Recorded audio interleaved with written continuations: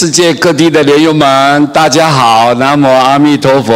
这一章呢是师父早上才刚写的，那么我们来研究一下哈。那么这里头内容呢，就告诉我们，保持清净的心，我们要受持不杀生、不偷盗、不邪淫、不妄语、不饮酒的这种境界。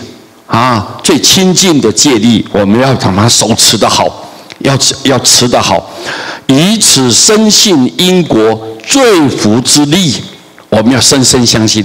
对他人要不贪、不嗔、不痴，如此清净的法水，才可以为我们洗净内心的尘垢。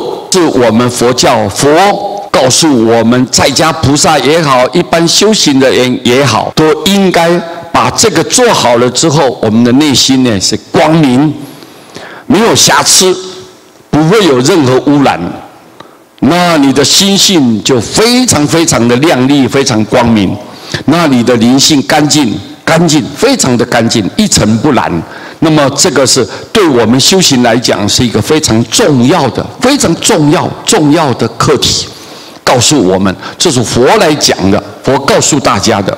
那么他说，我们一个人如果保持清净的心嘛，没有污染我们要受持要接受，好好的修持。我们不杀生，不要杀害众生；不偷盗，我们不是自己的东西，不要去占为己有，不要去侵占、霸占它，或者偷摸摸的去抢别人的，不可以这样。你不杀生，不偷盗，不邪淫，夫妻以外的夫妻的人不要发生任何关系，就不邪淫，不妄语。我们讲话老实实，很真诚的。我们呢不造假了，那么我们也不隐瞒，实在原本的这么表达，叫做不妄语，不饮酒。这最可怕了。饮酒是要适度的嘛，绝对不要过量嘛。你要失去理智。饮酒呢，现在你看社会上好多因为饮酒开车撞人了，发生车祸了，自己受害，别人呢引来太多的这种不幸的案件。饮酒有时候失了理智了，就躺在地板上。各位随便呢都倒下去就睡了，就躺着，那个丑态百出啊！各位那个是很难看，所以各位饮酒一定要有适度。佛都告诉我们，很多人因为过度的嗜好对这个酒像生命一样，结果呢喝了以后过度了，超过了，结果失去理智，胡作非为什么不敢做的他都做了，不敢说的他也都说了，到最后后悔了。很痛苦，所以我们这个饮酒不要失去理性，有时候过度就会是酒疯了，发生酒疯，这个很重要，一定要小心。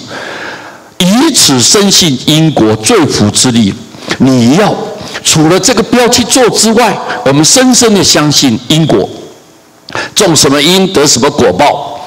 那么如果你占了善因，一定有福嘛，福气就来了嘛，就善的果报就出现。如果你造了恶，那你罪了，造罪，你的业力就会出现了。这种力量来得很大，别人抵挡不了的。你该出现的时候，该成熟的时候，它一定会在你身上产生一个很大的这种推倒的力量，该你命运乖违了，命运呢非常的低落，那它自然就出现，这就是你造罪造业所产生的后果。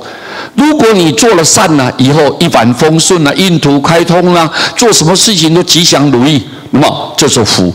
你要相信这个罪跟福的力量很大。如果一个人希望我尔后一切都心想事成，遂心满愿，那你就一定要去做，这是因果。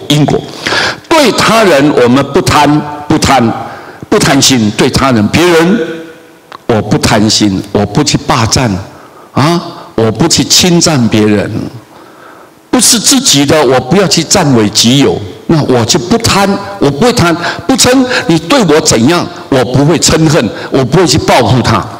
不吃这句话很重要。我不沉迷啊，对别人我不沉迷，我不要有贪念，不要爱念。有的人痴心梦想，脱离现实，这种我不要吃，我不贪，我不嗔，我也不吃。对他人来讲，如此能够清净的法水，把这种最干净的法水，佛法的甘露水啊，甘露佛法的醍醐灌顶的这个甘露水，好，这样我们如果经常保持这样子的心，把这个法水经常在里面啊洗涤清楚转换，你们就可以为我们洗净内心的尘垢，内心的一些乌七八糟的东西就可以扫除，我们内心不污染了不肮脏，干干净净的一片光明。你光明的灵魂就会到光明的地方。如果你肮脏黑暗的灵魂，自然就感召在堕落恶道，到地狱恶鬼畜生去转世。所以各位，我们这个一定要注意，佛一再强调告诉我们众生，把这些行为把它做好，在未来我们的内心也不会受到引诱，内心不会去为这些来烦恼。我们内心没有这些烦恼，那无挂无碍，干干净净，自然一片光明一片光明。所以修持我们要修行，首先要把这些做好。我讲的话要做好，自然我们未来的道路就是非常幸福、吉祥、快乐的。好，我们把这一章送给大家。南无阿弥陀佛。